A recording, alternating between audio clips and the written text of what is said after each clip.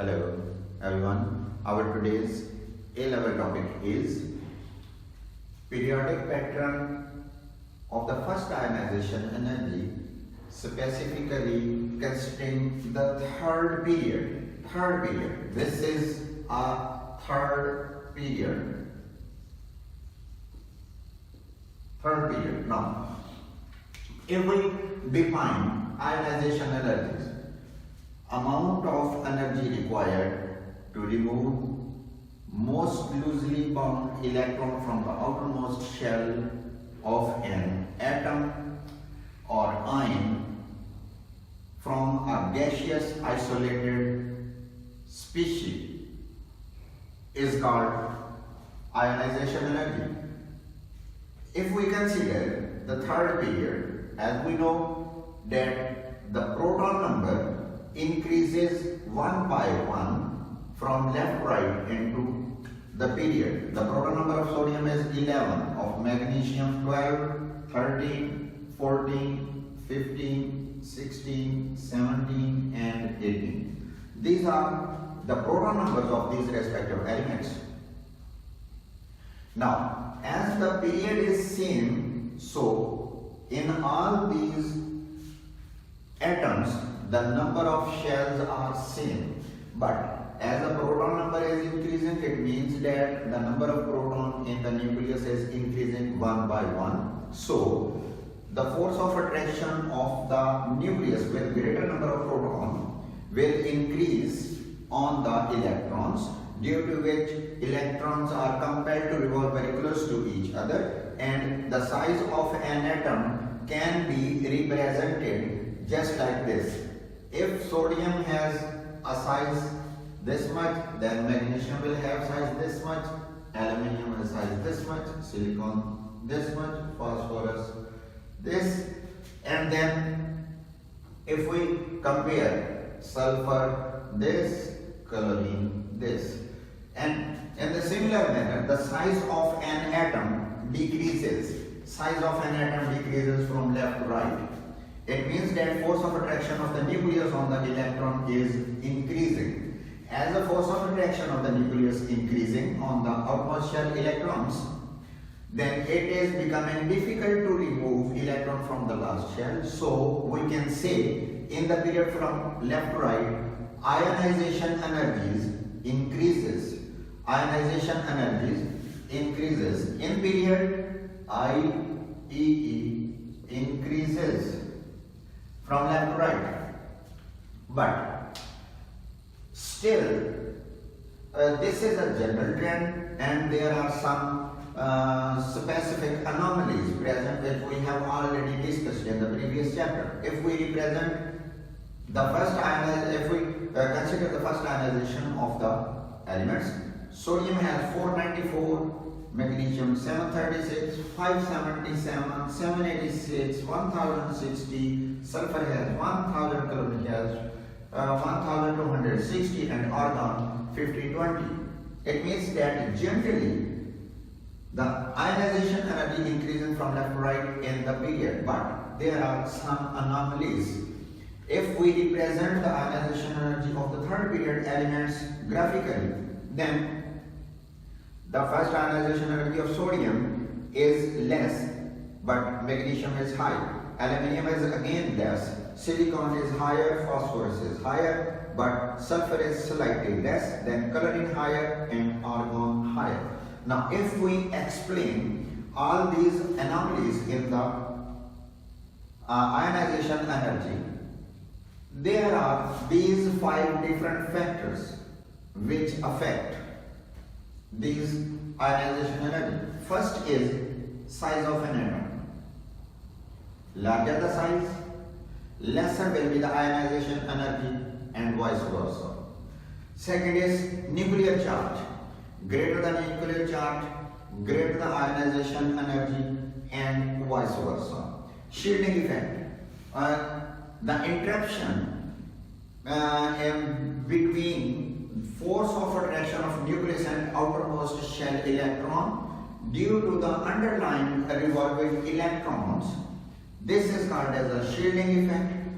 larger the number of shells present between nucleus and outermost shell electron, greater will be the shielding effect and lesser will be the ionization energy. Next, nature of the orbital. We know that S orbital has least energy, P orbital has more energy than S, D orbital has more energy than P, and F orbital has more energy than D orbital. So, if from an atom the orbital is S, then the removal of electron will become a little bit difficult. That's why ionization energy will be more. And if electron is to be removed from p orbitals, definitely the lesser energy will be required and ionization energy will become less, and this will also become less in case of D and further less in case of F orbitals. Now these anomalies can be explained on the basis of the electronic configuration. Now if we consider the electronic configuration, the configuration of sodium atom is with sodium with 11 proton number is 1s2, 2s2, 2p, 6 and 3s1.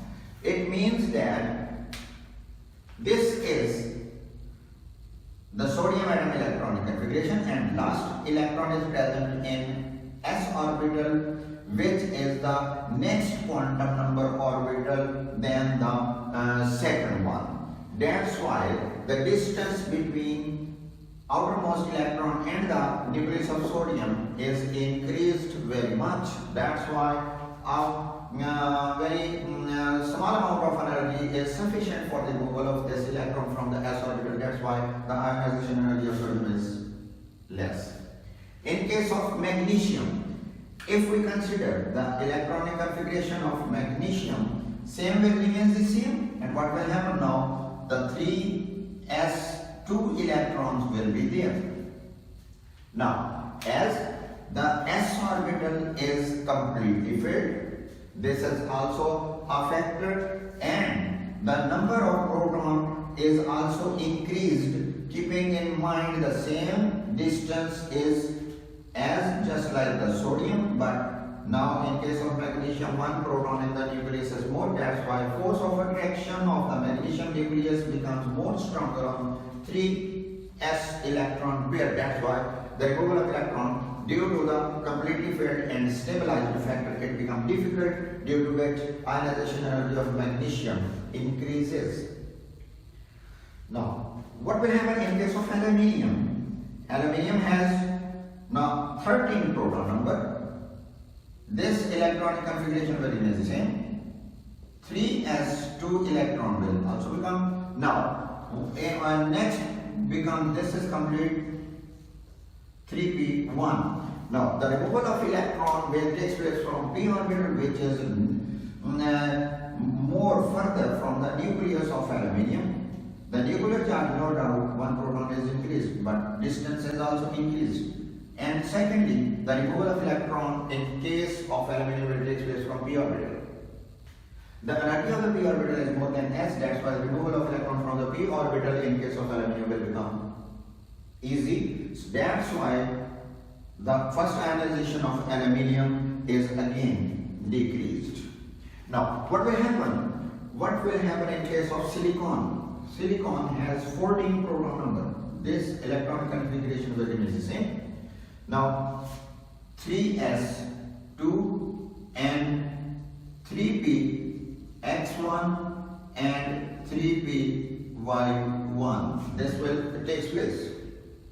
It means that now the p orbital containing more electron, and in case of silicon, one proton is also increased into the nucleus. That's why force of attraction increases on this p orbital.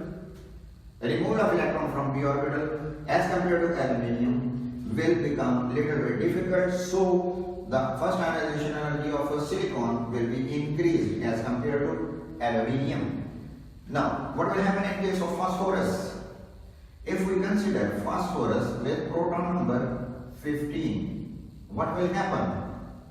Now, The electronic configuration will be just like this: 3s2, 3px1, 3py1 and 3pz1. It means that all the three p orbitals are exactly half filled, become maximum stable, and 3s electron is also complete. That's why side by side one proton in the nucleus of phosphorus is also increased. That's why the removal of electron from the p orbital in case of phosphorus become difficult. That's why the first ionization energy of phosphorus is again greater than silicon.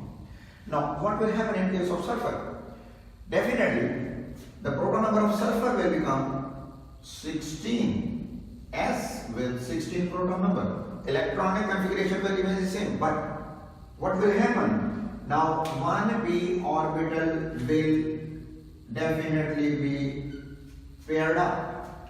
Now, proton is increased in case of sulfur and force of attraction increases, but remember, this electron pair repulsion become dominant. That's why a slight dip takes place and the first ionization energy of sulfur becomes little bit less as compared to the first ionization energy of the phosphorus. This will take place in case of sulfur. Now, what will happen in chlorine? Again, the chlorine proton number will be 17. This will be represented as 17. Electronic configuration will remain the same. Now, another p orbital will be paired up. Now, as the pairing of electron is increased and side by side the number of proton in the nucleus is also increased. That's why the first ionization energy in case of chlorine become more higher due to the more force of attraction of the nucleus on outermost electrons. And in case of argon, it is quite clear. What will happen in case of argon? If the proton number is 18, automatically it is quite clear that all the electrons will be paired up. Now, during the pairing of all these p orbitals, no doubt the electron pair repulsion is there, but now the increased number of proton in the nucleus has more effective control, more strong force of attraction on all these electrons. Due to this completely filled p orbitals, the extra stability appear in the p orbital. That's why removal of electron from the last shell of argon is quite difficult. That's why the first ionization energy of argon is much more higher. In this manner, from this complete data and explanation, we can consider how the different anomalies appear during the first ionization energy of the third period elements. Generally, it is clear that from left to right, ionization energy increases, because from left to right, size decreases. It means that every first member of each period is of maximum larger size, and the last member is of smaller size. I hope you understood all these concepts. Comments, like, share and subscribe my YouTube channel.